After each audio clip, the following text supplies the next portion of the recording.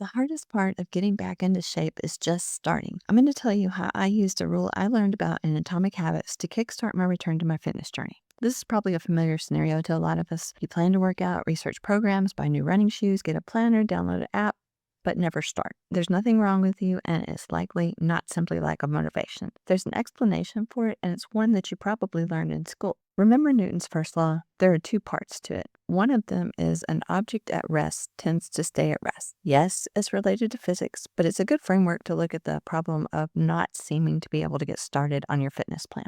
If you haven't worked out in a while, which was my situation until recently, you have to break the habit of more or less staying at rest. And overcoming that inertia isn't easy. The longer your habit has been to not work out, the harder it becomes to get started. At least that's my take. So how do we overcome the resistance to change? We don't go big. We start small. In Atomic Habits, James Clear explains a 2-minute rule. In a nutshell, it's paring down the habit you want to start to the most basic step in the right direction, something that you can do in 2 minutes. Make it so easy that you won't not do it. Because the habit we're establishing is simply learning to show up. That's it. Don't pressure yourself to do more, but you'll probably eventually get to the point where you want to do more. But first, make sure you keep your promise to yourself to show up. Even though it seems weird, even though it seems inconsequential, learn to show up first because it's the foundation for everything else you want to accomplish. Going back to Newton's law, remember the other part of the first law? It's that an object in motion tends to stay in motion. Our goal is to get in motion.